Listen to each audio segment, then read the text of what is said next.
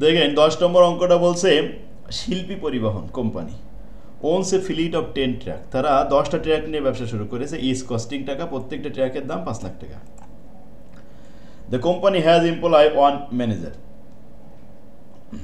একজন ম্যানেজার আছে ওই 10টা ট্রাক দেখাশোনা করার জন্য, একজন ম্যানেজার।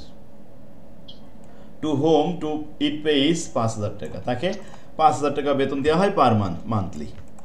এখন এই 5,000 টাকাকে 10 ভাগ করে ফেলবো, 10 ভাগের 1 ভাগ দেখাবো, কারণ 10টা ট্রাকের জন্য একজন ম্যানেজার, আমাদের একটা ট্রাকের ব্যয় দেখাতে হবে, তাই 10 ভাগ করতে হবে।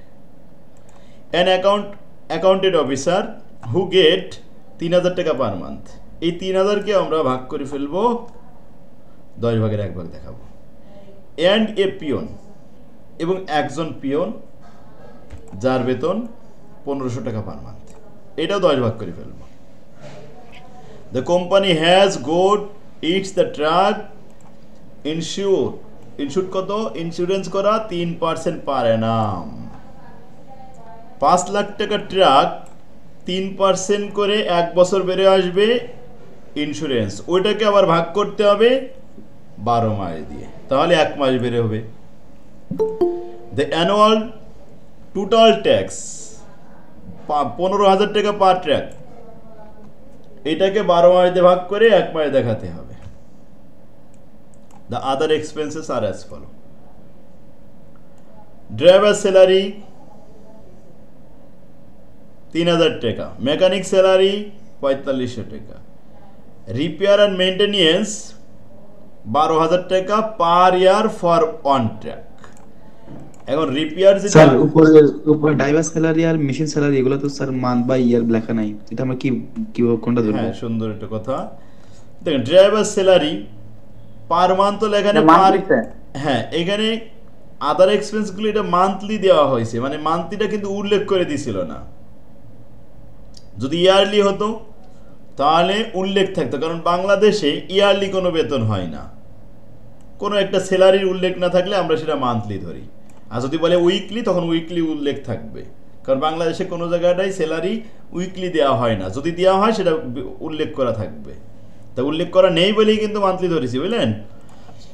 আর রিপেয়ার অ্যান্ড মেইনটেনেন্স 12,000 টাকা পার ইয়ার, তো 1 মাসের বানাতে হবে, 12 মাস দিয়ে ভাগ করে ফেলবেন। Yes. Diesel consumption 4 kilometre per litre, এতে টাকা 10 টাকা পার লিটার, 10 টাকা তেল কিনলে 4 কিলোমিটার যা যায়,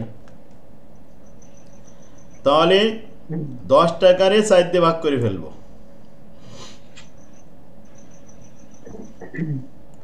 The estimated life of the truck is 5 years, আয়ুষ্কাল 5 বছর। তাহলে অবশ্যই বাৎসরিক দেখাতে হবে।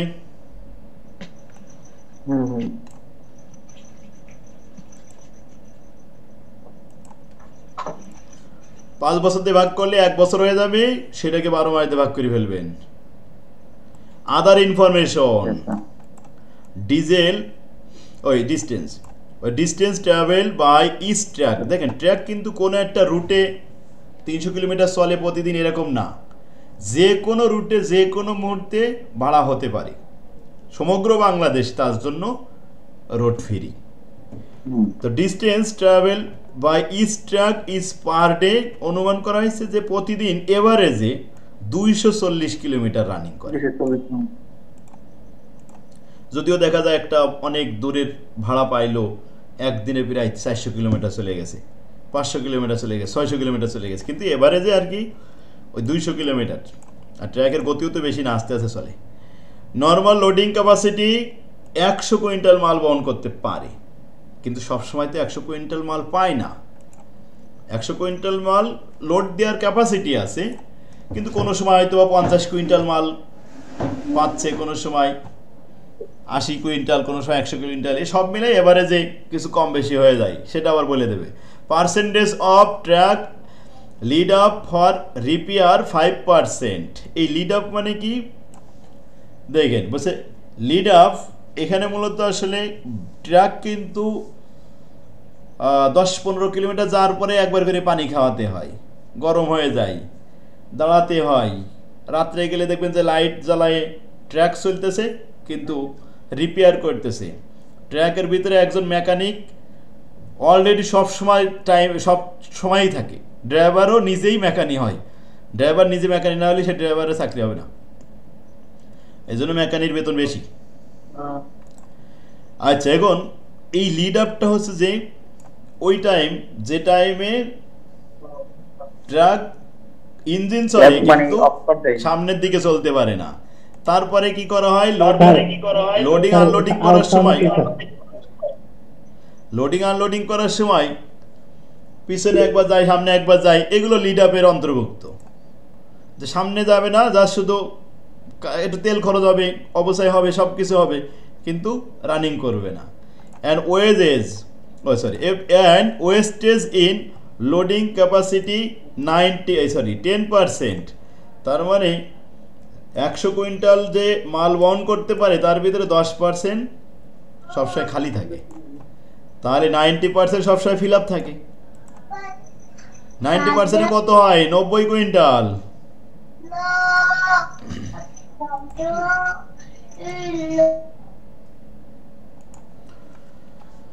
Percentage of truck lead up, এটা তো বলেছি 10% সবসময় ওয়েস্টেজ হয় এখানে, তাহলে 90% ইফেক্টিভ হবে বলছিলাম। Effective days in a month আর 25, এক মাসে 25 দিন ভাড়া পায়, আর 5 দিন এভারেজে ভাড়া পায় না, চলে না, রাস্তায় নামে না, এইরকম আর কি। তাহলে মান্থলি আমরা অঙ্কটা করব, এই এক মাসে ভেরিয়েবল কস্ট ফিক্সড কস্ট সব এক জায়গায় করব, এক মাসে রানিং কিলোমিটার কত তাও সেটা আমরা আগে দেখাবো। প্রথম কাজ হবে বাস ট্র্যাকের অঙ্কে রানিং কিলোমিটারটা বের করা, তাই প্রথমে লিখলাম calculation of running kilometre per month. এখন পার মান্থে তো 25 দিন, 240 কিলোমিটার চলে, যাওয়া আসা মিলায়ে 25 দিন, এই 6000 কিলোমিটার হয়ে গেছে, একবারে ওয়ার্কিং করা শেষ। তারপরে আসেন ইফেক্টিভ রানিং কিলোমিটার, প্রকৃতপক্ষে ওই যে 5% আবার একটু লিড আপ থাকে, তাহলে ইফেক্টিভ কত হবে, 5700।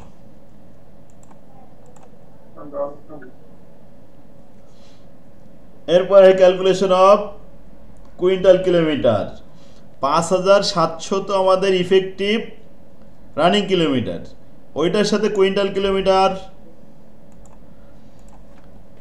100 গুণন 90%, তার মানে ওই একবারে 90 কিলোমিটার। 5700 গুণন 90, 5,13,000। একজন স্টুডেন্ট কথা বলতেছে কেন, বোঝে না সে? আনোয়ার তা আমি খুঁজে খুঁজে নিয়ে তারে অফ করবো, সে নিজে তো বোঝে।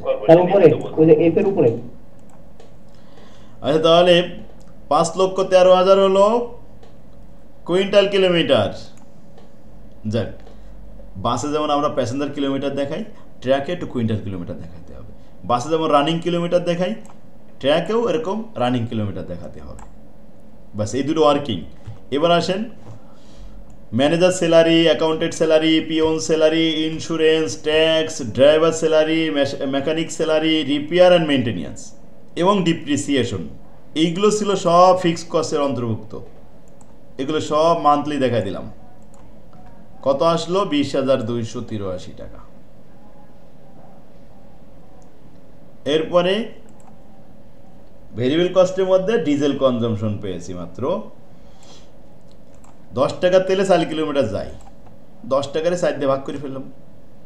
আর রানিং কিলোমিটার তেল খাই কিন্তু 6000 কিলোমিটার চলে। এখন মনে হবে যে আমরা যে এখানে লিখলাম 5700 ইফেক্টিভ কিলোমিটার, ইফেক্টিভ কিলোমিটার তো প্রকৃতপক্ষে চাকা ঘুরেছে তাই, কিন্তু ইঞ্জিন তো চলেছে, তেল তো খাইছে 6000 কিলোমিটারের।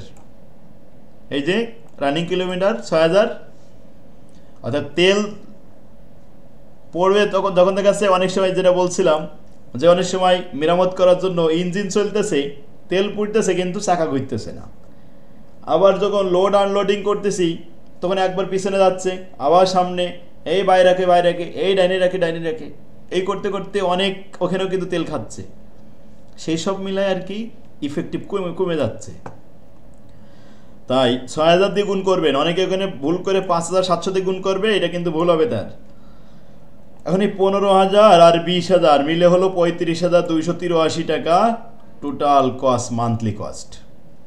এখন এটাকে আমরা প্রশ্ন অনুযায়ী অ্যান্সার দিব। দেখেন প্রথম প্রশ্ন কি বলছিল, কই সে প্রশ্নটা ভুলে গেছি। Calculate cost per quintal kilometre, calculate cost per kilometre running a truck. Cost per running kilometre আর কস্ট পার কুইন্টাল কিলোমিটার, দুটো প্রশ্নে অ্যান্সার দিলে 10 মার্ক।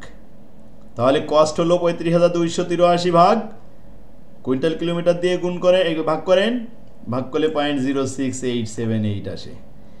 আর কস্ট পার রানিং কিলোমিটার 35,283-কে 5,700 দিয়ে ভাগ করলে 6 টাকা 19 পয়সা আসে। বাসের অঙ্ক ট্র্যাকের অঙ্ক সেম অঙ্ক, ঠিক না? বলেন স্যার পয়েন্টের পরে 2-3 গুণ হলে হবে না স্যার? কি অবস্থা, একজন কথা বলতেছে তার কথা শেষ হোক আগে, আমি তো কোনোটাই শুনতে পারলাম না। বলেন আর একজন বলেন, ফার্স্ট যে বলছিলেন বলেন। স্যার বলছিলাম যে আহা, এই মেয়েটা যে ফার্স্ট বলছিল সেই তো কথা বলবে, এত অ্যাডভান্স কেন? স্যার আমি বলছিলাম স্যার ওই যে দশমিকের পরে স্যার 2-3 ঘর নিলে হয় না স্যার? এই কথাটুকু জিজ্ঞেস করার জন্য আরেকজনের ডিস্টার্ব করলেন মাত্র। হ্যাঁ 3 ঘর নিলে হবে আপনার। আয় বলেন, এবার বলেন। স্যার ম্যানেজার স্যালারি স্যার এখানে 10 দিয়ে ভাগ করলাম কেন? হ্যাঁ দেখেন, এটা হচ্ছে যে একজন ম্যানেজার রাখছিল, উনি 10টা ট্র্যাক দেখাশোনা করে। এই লোকটার আসলে তো শিল্পী পরিবহনে 10টা ট্র্যাক আছে, তো একজন ম্যানেজার 10টা ট্র্যাক দেখাশোনা করে। তাই আমাদের কাজ হলো, আমাদের কাজ একটা ট্র্যাকের 1 কিলোমিটার ব্যয় বের করবো, তাই না? তাই ম্যানেজার স্যালারিকে 10 দিয়ে ভাগ করবেন। পিয়ন, একটা পিয়ন 10টা ট্র্যাক দেখাশোনা করে, তাহলে 10 দিয়ে ভাগ করবেন। একজন অ্যাকাউন্টেন্ট অফিসার 10টা ট্র্যাকের হিসাব রাখে, তাই 10 দিয়ে ভাগ করবেন। ক্লিয়ার এখন? হ্যাঁ স্যার বুঝতে পারছি। আচ্ছা যদি গ্যারেজে থাকতো, 10টা ট্র্যাক একটা গ্যারেজে থাকে, সেই গ্যারেজের ভাড়া সেটাও তো 10 ভাগের 1 ভাগ করতে হবে, ঠিক না? হ্যাঁ স্যার ঠিক আছে। ওকে, কারণ এখানে হচ্ছে ট্রাক যতগুলো থাকবে ততগুলো দিয়েই ভাগ করতে হবে। কারণ আমাদের তো দরকার একটা ট্র্যাকের 1 কিলোমিটারের ব্যয় বের করব, সুতরাং তাই সেই কটাতে ভাগ করতে হবে। স্যার কুইন্টাল কিলোমিটারটা একটু বুঝিয়ে দিবেন? কুইন্টাল কিলোমিটার মানে একটা গাড়ি চলে এসছে 5,700 কিলোমিটার, তো যাওয়ার সময় 1 কিলোমিটারও যখন যাই তখন 100 কুইন্টাল মাল নিয়ে যাই। যদি 2 কিলোমিটার যাই তাহলে 200 কুইন্টাল কিলোমিটার হয়ে যায়। যদি 3 কিলোমিটার যাই তাহলে 300 কুইন্টাল কিলোমিটার হয়ে যায়, বুঝলেন? এই জন্য 100 দিয়ে গুণ করতে হয়। ওই প্যাসেঞ্জার কিলোমিটার আর কুইন্টাল কিলোমিটার একই, ওখানে মানুষ ছিল চেয়ারে বসে তাই প্যাসেঞ্জার বলেছিলাম, আর এখানে ট্র্যাকের মধ্যে মাল লোড দেওয়া রয়েছে তাই কুইন্টাল বলতেছি, বুঝলেন? আমরা সব প্রশ্ন ছিল, আমরা ধর ট্র্যাকালা হয়ে গেছি, মনে আছে? মনে মনে সব বাসালা ট্র্যাকালা হয়ে গেছি। প্রশ্ন করেন তাড়াতাড়ি। স্যার এই যে 7 নাম্বার প্রবলেমটা একটু 7 নম্বরে আসছি, বলেন। স্যার এই যে 7 নম্বরে যে আমরা কস্ট পার ইফেক্টিভ কিলোমিটারগুলো আলাদা আলাদা বের করেছি না, এই যে বক্সের ভিতরে, এটা যদি আমরা মানে এখানে বের করে এখানে শুধু মোট টাকাটা বের করলাম, যেরকম আমরা অন্যান্য জায়গায় করতেছি, টোটাল ইয়েটা করি, তারপরে বাহিরে যে কস্ট পারটা করি, এরকম করলে হবে না? হবে। মানে এখানে আমরা 3750 দিয়ে যদি ভাগ না করতাম তাহলে অ্যামাউন্টগুলো সব এখানে বসাই দিতাম, দিয়ে সেই টাকারে একবারে 3750 দিয়ে ভাগ করলে এই উত্তরই আসতো সেম। ঠিক আছে, হবে। আচ্ছা মিউট করে রাখেন। আচ্ছা আমরা কি এরপরে অন্য একটা ফরম্যাট শুরু করি? এখানে আরেকটা ফরম্যাট রয়েছে কিন্তু, ব্যাক ফ্ল্যাশ কস্টিং, ওটা কিন্তু আসবে। 13 নম্বর একটা যে কমিশনের অঙ্কটা আছে, এটা লাগবে না? হ্যাঁ এটাও তো দেখবেন, একটু কমিশনটুকু একটু বুঝাই দিই। দেখেন এখানে আসলে কমিশনটা পায় কারা? এটা ড্রাইভার, তারপরে সুপারভাইজার, এরা কমিশন পায়। আর প্রফিট মালিক পায়। কমিশনটাও পার্সেন্টেজ, প্রফিটও পার্সেন্টেজ, তাহলে দুটো পার্সেন্টেজ এক জায়গায় করতে হবে। তো একটু খেয়াল করেন, এখানে বলছে in addition to 10% of the taking as commission। Mute করে রাখতে হয় না প্রশ্ন করার সাথে সাথে? দেখছেন কি অবস্থা?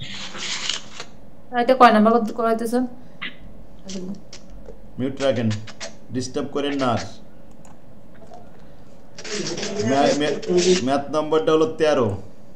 দেখছেন কি অবস্থা মেয়েরা, তো আমি থামাতে থামাতে আরেকজন বেরোচ্ছে। হ্যাঁ,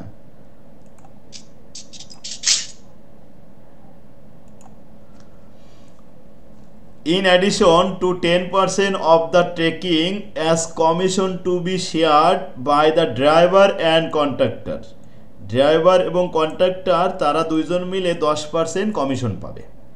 কিসের উপরে? অন টেকিং, টেকিং মানে আদায় মূল্যের উপরে, অর্থাৎ সেল প্রাইসের উপরে, যার ভিতরে প্রফিটও থাকবে। Cost of the stationery and other expenses will be 500 টাকা পার annum, ম্যানেজার স্যালারি 3000 টাকা পার annum per month, petrol and oil will be 250 টাকা পার 100 মাইল। তাহলে petrol and oil will be 250 টাকা পার 100 মাইল, প্রতি 100 মাইলে 250 টাকা খরচ হয়। The bus will make 3 round trip, এটা টাউন সার্ভিস, টাউন সার্ভিসে প্রতিদিন 3 বার করে রাউন্ড দেয় per day, carrying on average 40 passenger on each trip. গড়পড়তায় বাসের ভিতরে দেখা যাচ্ছে ঢাকার মিরপুর থেকে ছাড়লো, আবার ওই যে মহাকালী টালি ঘুরে মিরপুরে আসলো, প্যাসেঞ্জার ওঠে নামে, এভারেজে 40টা সিট সবসময় ভরে থাকে। এটা বুঝতে পারে কি হবে, টাউন সার্ভিসে দেখবেন মোড়ে মোড়ে এরকম লোক থাকে, তারা কিন্তু ওইটা গোনে কতজন প্যাসেঞ্জার আছে এর মধ্যে, এরকম করে রাখে। তো তাতে এরকম একটা হিসাব আসে তো 40 জন এভারেজিং ওই বাসে এই মানুষ ছিল।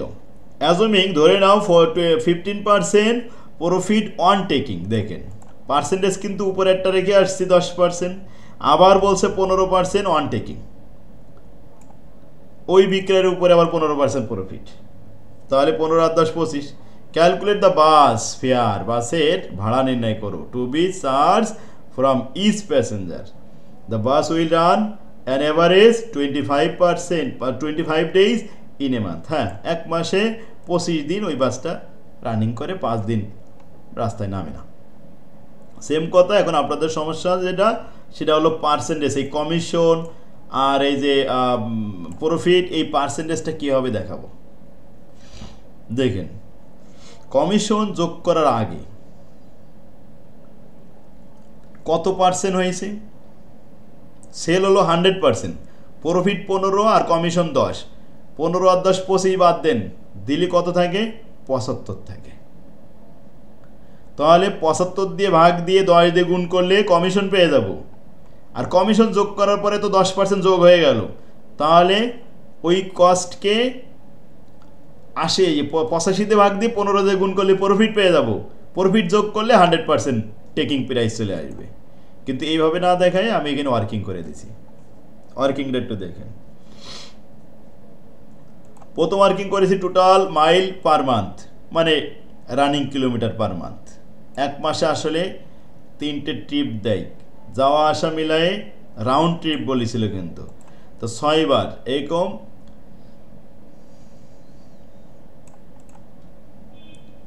ডিস্টেন্স ছিল 20 কিলোমিটার শহরের, 6 বার, তারপরে 25 দিন 40 জন প্যাসেঞ্জার, একবারে প্যাসেঞ্জার কিলোমিটারই বের করে ফেলেছি গুণ করে। ক্যালকুলেশন অফ কমিশন, লেট ধরে নিলাম total taking will be x, তাহলে সেল প্রাইস হলো এক্স, এই এক্সের মধ্যে কমিশন আছে 10%, প্রফিট আছে 15%, দুটো মিলে হলো 25। Total expenses without commission, commission ছাড়াই টোটাল এক্সপেন্স কত হয়েছিল? টোটাল আমাদের রানিং কিলোমিটার বের করতে হবে না? ওই রানিং কিলোমিটার এই আলাদা আর বের করা লাগবে না, একবারেই দিয়ে দিচ্ছি এখানে প্যাসেঞ্জার কিলোমিটার সহ, কারণ ওখানে সরাসরি আমাদের আর দরকার নেই। এখানে খেয়াল করেন একটু, যেটা বলছিলাম টোটালটা একটু যোগ করব, এই যে ফিক্সড কস্ট, এরপরে আসেন 1 2 3, এই 3টা, তাহলে 16,000 আর এই 500 আর 7,500 সব মিলে কত হয়েছে? 25,017 টাকা ওই সময় পর্যন্ত, কমিশন যোগ করার আগ পর্যন্ত। তাহলে কমিশন যোগ করার আগে 25,017 টাকা হয়েছে। এখন 10 আর 15 25% বাদ দিয়ে 75% সমান এত। তাই দেখেন লিখেছি যে এক্স হলো আমাদের সেল প্রাইস, সেখান থেকে যদি 0.25 বাদ দিই তাহলে 0.75x 0.75x সমান যদি 25,017 টাকা হয় তাহলে এক্স এর মান কত, মানে সেল প্রাইস কত? সেল প্রাইস হলো 33,000। 33,356 টাকা এই হলো আমাদের টেকিং প্রাইস, সেল প্রাইস। এর উপরে 10% গুণ করলে কমিশন বেড়ে আসবে। সো কমিশন হবে 3336 টাকা, আর প্রফিট হবে ওই টাকার উপরে 15% গুণ, তাহলে কত আসে? 5,003 টাকা। বা সেটা ক্যালকুলেশন করে নিলাম। এবার সেই ওয়ার্কিংটা আমরা এখানে উঠাই দিছি। কমিশন হচ্ছে 3336 টাকা, যোগ করে পেলাম 11,836 টাকা। এরপরে প্রফিট 5,003 টাকা, যোগ করে পেয়েছি 33,356 টাকা। ব্যাস, অতএব ফেয়ার পার প্যাসেঞ্জার এখন এই 33,356কে 1,20,000 কিলোমিটার দিয়ে ভাগ করলাম। প্রতি প্যাসেঞ্জার দেখা যাচ্ছে 1 কিলোমিটার কেন হিসাব করা হয়? এটা মূলত টাউন সার্ভিস, তো একজন প্যাসেঞ্জার 1 কিলোমিটার উঠেই দেখা যাচ্ছে 1 কিলোমিটার পরে নেমে যায়, তখন তার ভাড়া কত? তখন তার ভাড়া আছে 1 টাকা, 2 টাকা, 3 টাকা, এরকম। দেখা যাচ্ছে একজন প্যাসেঞ্জার 3 কিলোমিটার নেমে যাবে, তাহলে 3 কিলোমিটারের ভাড়া নেবে সে, এরকমভাবে আর কি হিসাব করা হয়। তো প্যাসেঞ্জার কিলোমিটার কস্ট পাওয়া গেল 0.278। এসে ফেয়ার, এটা কস্ট না, এটা হচ্ছে ভাড়া। তাহলে এই অঙ্কটা পারবে? কমিশন এবং ইনশাআল্লাহ প্রফিট। আচ্ছা, এই যে এখানে 15 নম্বরেরটা সুজুকি মারুতি যে ভেহিকল ছিল, এটা তো পারবেন তাই না? এটা কিন্তু এবছরে দিছি। ভেহিকলস 1 ভেহিকলস 2, ওই যে সুজুকি মারুতি একটা অঙ্ক করলাম না গতকালকে, সেম ওই অঙ্ক। জি স্যার, পারবো স্যার। তাহলে আলহামদুলিল্লাহ আমাদের এখানে আর কোনো অঙ্ক সমস্যা নেই। এই 16 নম্বর 19 সালে আসছিল, 17 সালে আসছিল, পারবে? 10 ট্যাক্সি, 10টা ট্যাক্সি, আর 10টা ট্যাক্সি এখন দেখা যাচ্ছে যে 10টা ট্যাক্সির জন্য যে ব্যয় হয়েছে, গ্যারেজ রেন্ট তো 3 নম্বরটা করেছিলেন স্যার। হ্যাঁ ঠিক, ওই যে রাজা মিয়ার অঙ্ক করেছিলাম না, সেই রাজা মিয়ার নাম দিয়েছে রাজু মিয়া, রাজার নাম দিয়েছে রাজু। স্যার এটা 5 বার না 6 বার আসছে স্যার। হ্যাঁ, অনেকবার আসছে অঙ্কটা। পারবে কিন্তু এখন আজকে প্র্যাকটিস করবে যারা করেনি। এবার মিস্টার জামান, এই যে MK জামান স্যারের বই থেকে মিস্টার জামান লিখে দিয়েছে, যারা প্রশ্ন তৈরি করেছে তারা আবার জামান লিখে দিয়েছে। এই পর্যন্ত 18 পর্যন্ত। ও আরেকটা ছিল তো 20টা লেট আসছে বাসের অঙ্ক, ট্যাক্সির অঙ্ক, টেম্পুর অঙ্ক, এই ভেহিকলসের অঙ্ক। আশা করি ইনশাল্লাহ এখান থেকে আসলে পারবে। 17 নাম্বারটা ইম্পর্টেন্ট দিছেন। হ্যাঁ, 17, 18 দুটোই। বাস এই করে করে ফেলবেন। এখন আসেন back flash costing. Back flash costing খুব সহজ। এটা হচ্ছে ট্রিগার পয়েন্ট, এর আগেও অনেকেই করেছে ক্লাস, আবারও দেখেন। ব্যাক ফ্ল্যাশ কস্টিংয়ে এটা সিস্টেম, এটা পদ্ধতি। এখানে জাবেদা করতে হয়, জাবেদা করতে হয় মাত্র 5টা। এই 5টা জাবেদা এই পর্যন্ত আপডেট হয়েছে, ভেরিয়েন্স হয়েছে 4 বার। তো ভেরিয়েশন 1, ভেরিয়েশন 2, ভেরিয়েশন 3, ভেরিয়েশন 4, এই 4 বার আপডেট হয়েছে। যদি এখানে কিন্তু ভেরিয়েশন উল্লেখ করা থাকবে প্রশ্নে, তো আমি এটাকে ফরম্যাট 1, 2, 3 নামে দেখে দিচ্ছি। যখন প্রশ্নে বলবে ভেরিয়েশন 1 করো, তখন কি কি জাবেদা করতে হবে, কি কি ভাষা ইউজ করতে হবে। 2 করলে কি কি লিখতে হবে এগুলো জানতে হবে। দেখেন ভেরিয়েশন 1-এ 5টা জাবেদা করতে হয়। ব্যাক ফ্ল্যাশে আর একটু কথা বলা হয়নি। ব্যাক ফ্ল্যাশ মানে হলো বিলম্বিত হিসাব, মানে জাস্ট ইন টাইম, সিট অনুযায়ী না করে জাস্ট ইন টাইম না লিখে হিসাব, মানে সব কিছু কাজ কাম শেষ হয়ে গেলে তারপরে অবসর টাইমে লেখা, দেরি করে লেখা, এটাকে বলা হয় ব্যাক ফ্ল্যাশ কস্টিং, বিলম্বিত হিসাব। আমরা জানি যে জাবেদা হয় যখন যে লেনদেন সংঘটিত হবে সঙ্গে সঙ্গে তারিখ অনুযায়ী আমরা জাবেদা করে ফেলি, কিন্তু ব্যাক ফ্ল্যাশ সিস্টেমে সঙ্গে সঙ্গে জাবেদা করে না। দেখা যাচ্ছে কাঁচামাল কিনলো, আজকে লিখলো না, তারপরে লেবার খাটালো, ওভারহেড খাটালো, খরচ করলো, কিন্তু লিখলো না, মানে পাকা খাতায় উঠালো না। সব ফিনিশিং হয়ে গেছে, তারপরে বসে বসে এবার লেখা হয়। এসে ব্যাক ফ্ল্যাশ কস্টিংয়ের সিস্টেম। প্রথমে পারচেস অফ ম্যাটেরিয়াল ক্রয় করলে তার জাবেদা হলো র material debit, account payable credit. এরপরে ইনকার দ্য কনভার্সন কস্ট। এই কনভার্সন কস্টের ভিতরে দুইটা খরচ অন্তর্ভুক্ত থাকে, লেবার আর ওভারহেড। তো conversion cost debit, various account payable credit. এরপরে ফিনিশ গুডস, যে তৈরি পণ্য, finish goods debit, raw material এবং কনভার্সন কস্ট ক্রেডিট। এই র মেটেরিয়াল আর কনভার্সন কস্ট দুটো মিলে তো ফিনিশ হয়েছে, তাই finish goods debit, raw material and conversion cost credit. এবার এই যে ফিনিশ পণ্য, এটা তো বিক্রি করতে হবে, তাই সেল অফ ফিনিশ গুডস, সেলের জাবেদা কিন্তু এই জাবেদার মধ্যে আসবে না। সেলসের জন্য দুটো জাবেদা, প্রথমে বিক্রয় মূল্যে জাবেদা হয় account receivable debit, sale credit, তারপরে জাবেদা হয় cost of goods sold debit, finish goods credit. এখানে শুধু কস্ট অফ গুডস সোল্ডের জাবেদাটা দিতে হবে, cost of goods sold debit, finish goods credit. Conversion cost এই 2 নম্বর জাবেদায় যেটা ছিল কনভার্সন কস্ট ডেবিট, আর ওইটা ফিনিশ গুডসের সময় কনভার্সন কস্ট ক্রেডিট করা হয়েছে। আর কনভার্সন কস্ট এখানে একটু গড়মিল থাকবে। কনভার্সন কস্ট ডেবিট হয়েছে মনে করেন 1 লাখ, আর ক্রেডিট করার সময় 1.5 লাখ ক্রেডিট করা হয়েছে, তাহলে একটু বেশি মূল্যে ক্রেডিট করা হয়েছে, এটাকে বলা হয় ওভার ভ্যালুয়েশন। যদি কম মূল্যে হয় under valuation.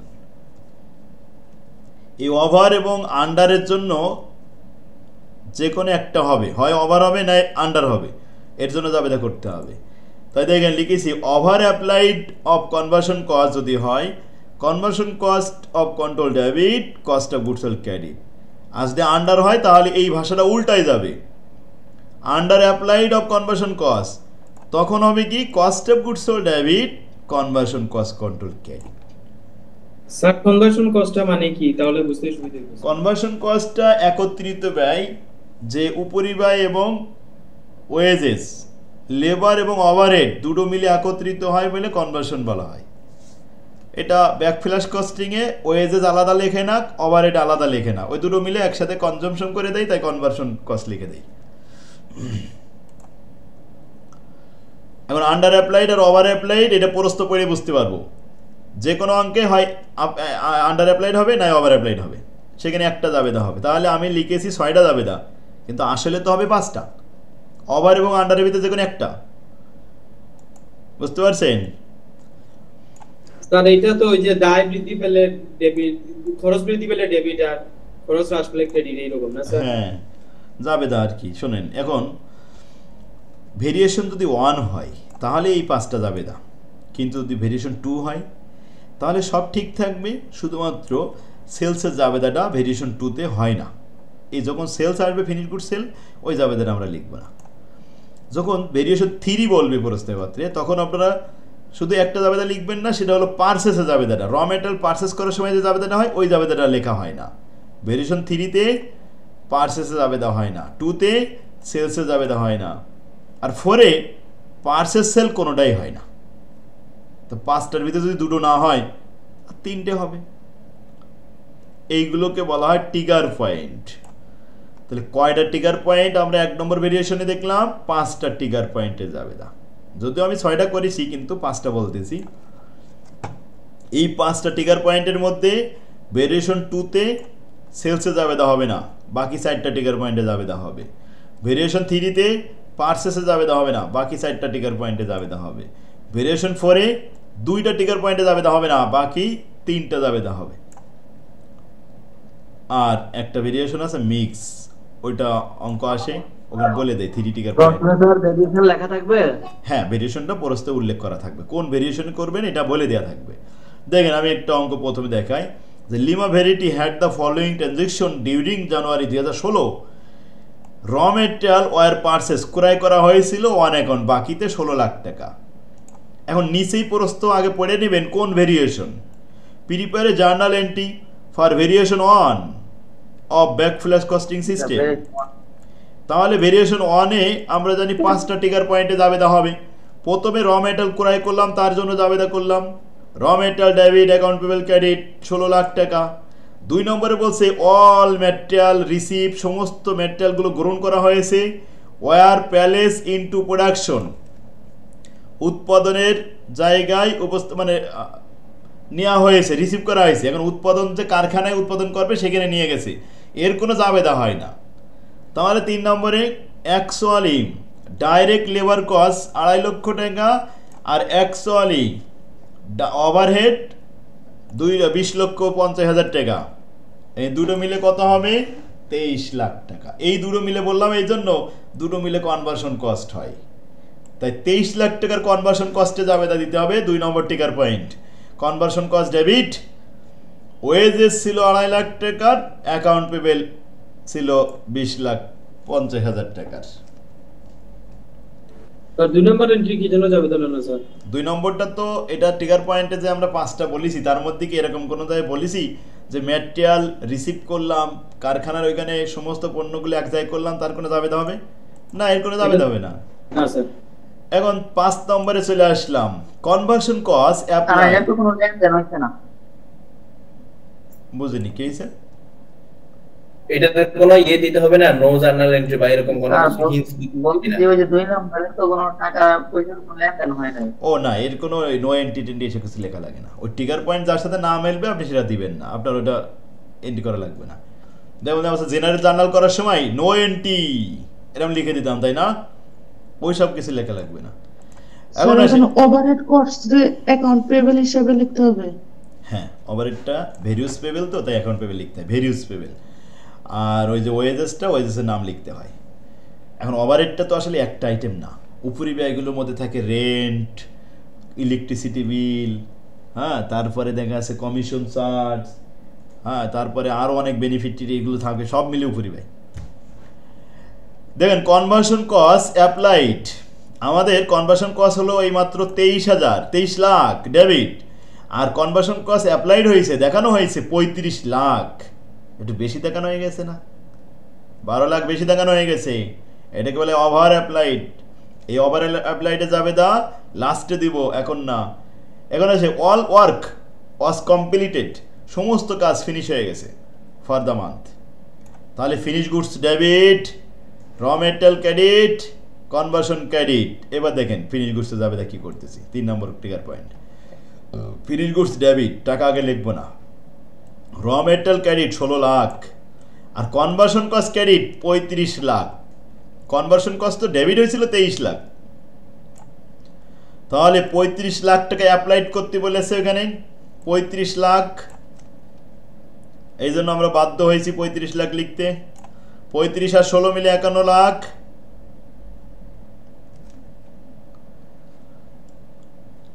All work completed, এটা তো বললাম ফিনিশ গুডস। এবার all completed work was sold, সমস্ত কমপ্লিট পণ্য বিক্রি করা হয়েছে। তার মানে আমাদের যে 51 লক্ষ টাকা ফিনিশ গুডস হলো, এটা বিক্রি করা হয়েছে। Cost of goods sold debit, finish goods credit 51 lakh. বুঝতে পারছেন?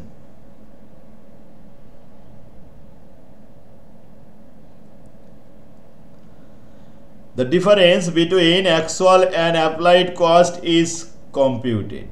এখন এই যে ডিফারেন্স কোনটা, ওই যে অ্যাপ্লাইড 35 লাখ আর অ্যাকচুয়াল ছিল 23 লাখ, এর ভিতরে পার্থক্য 12 লাখ। ওই 12 লাখ টাকা আমাদের ওভার অ্যাপ্লাইড।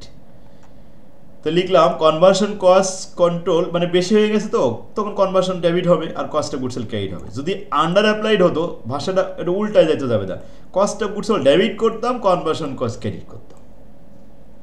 ক্লিয়ার এখন? 35 লাখ এখানে প্রশ্নে বলছিল। এই 5 নম্বরটা খেয়াল করেন, কনভার্সন কস্ট অ্যাপ্লাইড কত? 35 লাখ না? এখানে আবার 16 লাখ আসলো যে। আরে 16 লাখ তো ম্যাটেরিয়ালের কস্ট, ম্যাটেরিয়াল এখানে কত ছিল?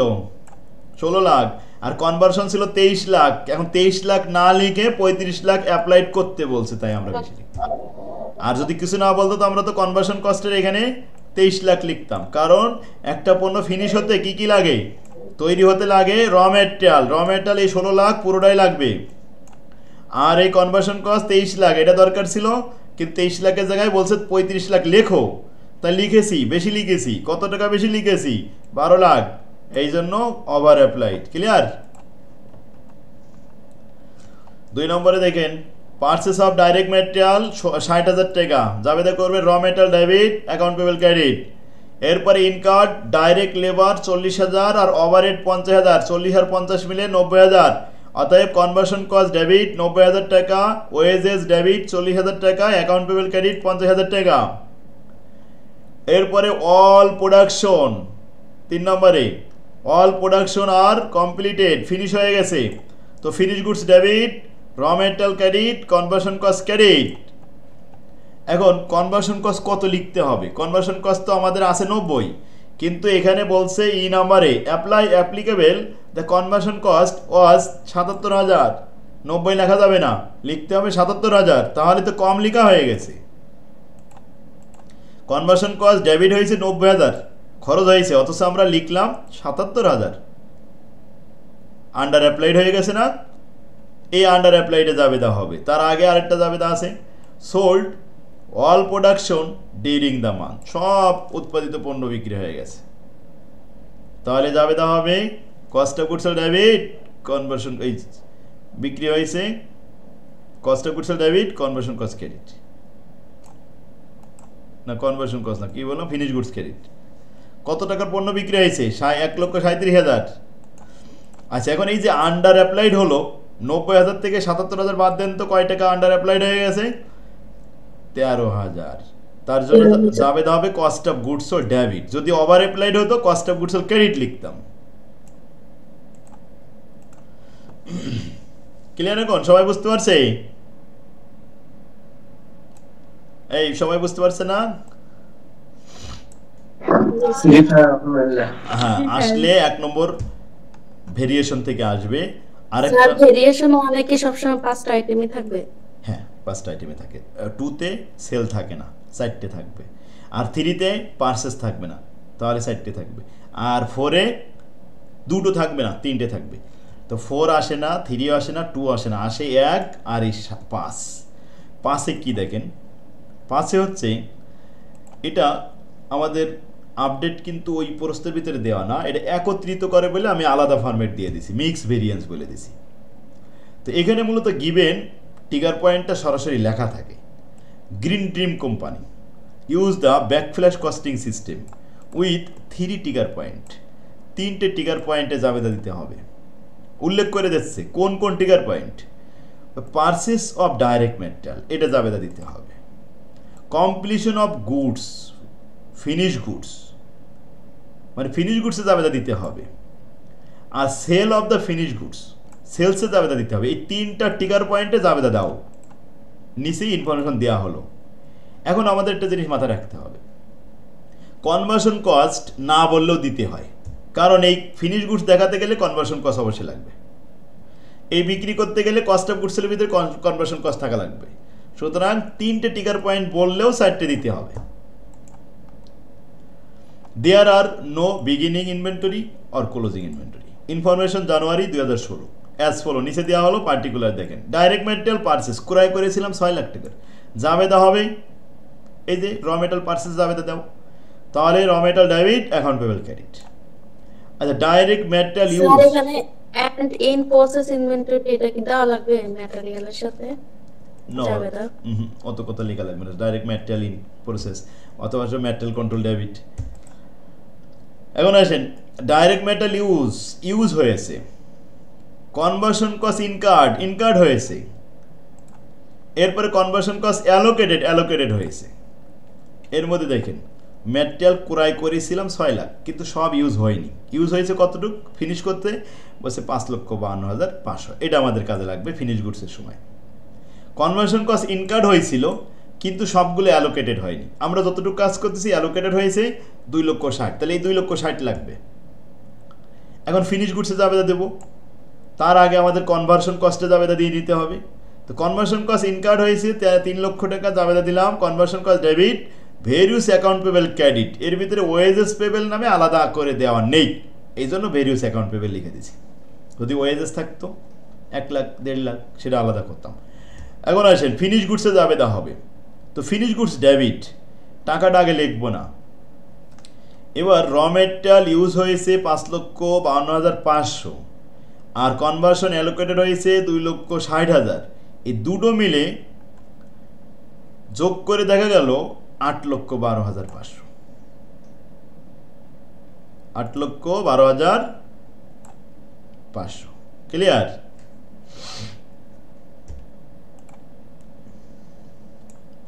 এই হচ্ছে ফিনিশ গুডস।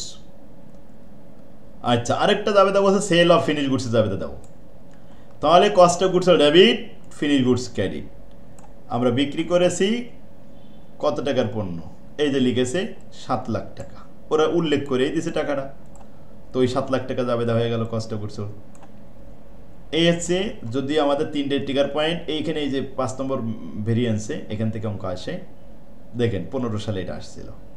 এখানে বলছে যে ব্যাকফ্ল্যাশ সিস্টেমে করো with the 3 trigger point, purchase of direct material, completion of goods, finish গুডসে জাবেদা অ্যান্ড সেল অফ ফিনিশ গুডসে জাবেদা। কয়টা হলো?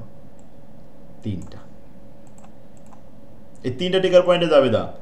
ডাইরেক্ট ম্যাটেরিয়াল এই 5,72,000 টাকা, এর জাবেদা হবে raw material debit, account payable credit.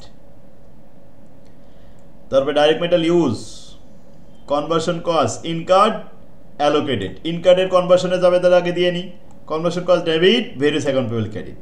এবার অ্যালোকেটেড হয়েছে 2,60,000 আর এই 5,52,000, দুটো মিলে হলো 8,12,500। তাই finish goods debit, raw material credit, conversion credit. এরপরে বিক্রয় হয়েছে cost of goods sold 7,73,500, cost of goods sold debit, finish goods credit, জাবেদা শেষ। 18 সালে একটা আসছিল ওই অঙ্কই, যে backflush costing system with the 3 trigger point, purchase of direct material, completion of finish goods, sale of finish goods. 3টে trigger পয়েন্টে জাবেদা, কিন্তু জাবেদা হবে 4টা। প্রথমে র মেটেরিয়াল ক্রয় করেছি, জাবেদা দিয়েছি raw material debit, account payable credit. Conversion cost হয়েছে, conversion cost debit, account payable credit. এরপরে finish goods debit, raw material credit, conversion cost credit.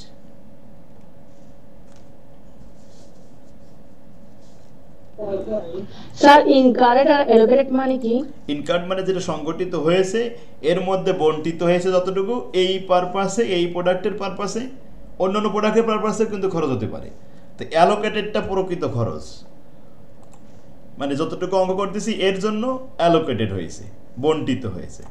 যেমন দেখেন এখানে ম্যাটেরিয়াল কিনেছিলাম কিন্তু 6,73,000 টাকার, অথচ অ্যালোকেটেড হয়েছে 5,62,500, আর বাকি র মেটেরিয়াল গোডাউনে পড়ে আছে। স্যার ট্রিগার পয়েন্ট কি সবসময় 3টাই হবে, যেমন ডাইরেক্ট ম্যাটেরিয়াল, ফিনিশড গুডস? এটা তো লেখা থাকবে, এটা তো গিভেন, এটা যদি দেওয়া থাকে আপনার এখানে মানে স্যার এই 3টাই থাকবে সবসময়? হ্যাঁ এই 3টাই থাকবে। আচ্ছা এখানে ম্যাটেরিয়াল এটা এত বড় লাইন না লিখে শুধু র ম্যাটেরিয়াল লিখলে হয় না? হবে, র ম্যাটেরিয়াল ডেবিট হবে, ওই ইন প্রসেস না লিখতে পারলে। লিংক আছে, আমি একটা লিংক চাইছিলাম ওই চ্যাপ্টার 9 এর ফরম্যাট 5, এই ক্লাসটার লিংকটা একটু অ্যাপ্লাইডে দিয়ে দিন। চ্যাপ্টার 9 আবার কোন অধ্যায়, কোন সাবজেক্টের? Applied accounting. চ্যাপ্টার 9 কয় ফরম্যাট 5? ফরম্যাট 5 অ্যাপ্লাইড অ্যাকাউন্টিং, এই লিংকটা একটু দিন স্যার, আমি চাইছি অনেকক্ষণ আগে, অনেক কেউ দেয় নাই। ও অ্যাপ্লাইডে আছে। তো আপনি যে অ্যাপ্লাইডের গ্রুপে আছেন, ওই অ্যাপ্লাইডের গ্রুপে আপনি একটু দয়া করে যান, সেখানে যায় গেছিলাম স্যার, গেছিলাম, নিতে পারিনি তো এইজন্য। দেখেন অনেকগুলো ক্লাস, তত একটা ক্লাস না, ওটা হচ্ছে শেয়ার ভ্যালুয়েশন। তো শেয়ার ভ্যালুয়েশনে তো 4টা ক্লাস আছে। জি স্যার, শেয়ার ভ্যালুয়েশন আর ফরম্যাট 5টা পাইলে হবে। পাইলে হবে মানে আপনার তো খুঁজতে হবে, এখন আমরা কি খুঁজে খুঁজে দেবো? আপনি তো ভিউ মিডিয়া ফাইল লিংকে যান, ভিউ মিডিয়া ফাইল লিংকে পাবেন।